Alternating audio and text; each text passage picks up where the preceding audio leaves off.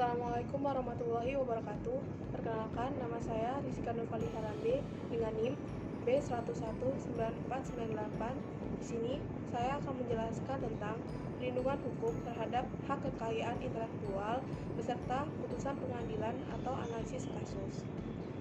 Tugas pembelajaran video ini saya buat untuk memenuhi ujian akhir semester yang diampuh oleh Ibu Herlina Manik, SH, MKM. Pengertian hak kekayaan intelektual. Hak kekayaan intelektual atau disingkat dengan HKI atau akronim HAKI adalah padanan kata yang biasa digunakan untuk Intellectual Property Rights atau IPR, yakni hak yang timbul bagi hasil olah pikir yang menghasilkan suatu produk atau proses yang berguna untuk manusia. Pada intinya, HKI adalah hak untuk menikmati secara ekonomis hasil dari suatu kreativitas intelektual. Objek yang diatur dalam HKI adalah karya-karya yang timbul atau lahir karena kemampuan intelektual manusia. Mengapa hak kekayaan intelektual atau HKI perlu dilindungi? Karena Indonesia memerlukan ekonomi growth theory. Dengan teori ini, memungkinkan sistem HKI yang baik akan menjadi alat pembangunan ekonomi suatu negara. Sistem HKI yang baik itu harus ditopang oleh beberapa hal diantaranya, yaitu yang pertama, pemberian kemandirian kepada kantor HKI agar secara mandiri dan profesional mengelola keuangan dan kebijakan HKI-nya. 2. Penegakan hukum di bidang HKI. Di negara berkembang harus dimulai dari proses edukasi akan pentingnya HKI itu sendiri. Baru setelah edukasi tentang HKI berjalan, penegakan hukum di bidang HKI akan berjalan pula. 3. Sadar dan paham HKI harus diterapkan di tingkat universitas, perusahaan-perusahaan, dan lembaga-lembaga penelitian.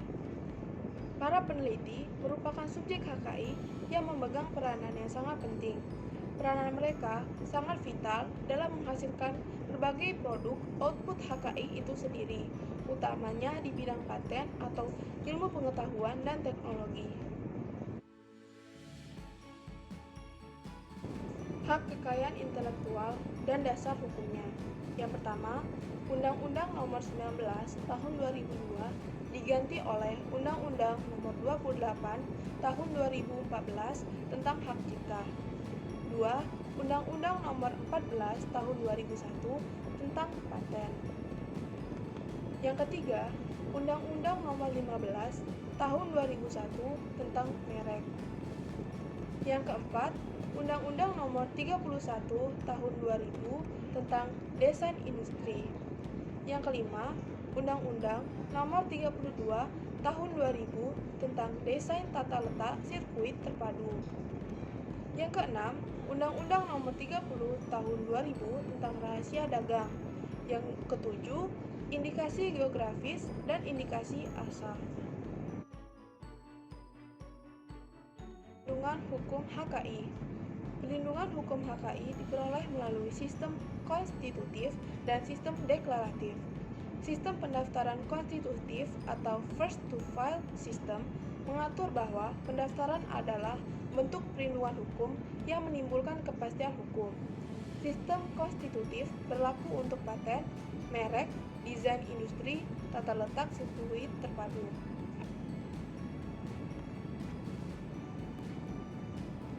Sedangkan sistem pendaftaran deklaratif atau first to use system merupakan sistem perlindungan yang tidak mewajibkan pendaftaran atau HKI untuk memperoleh perlindungan hukum karena meskipun tidak didaftarkan, perlindungan hukum bagi pencipta, pemilik, atau inventor pertama telah dijamin oleh undang-undang.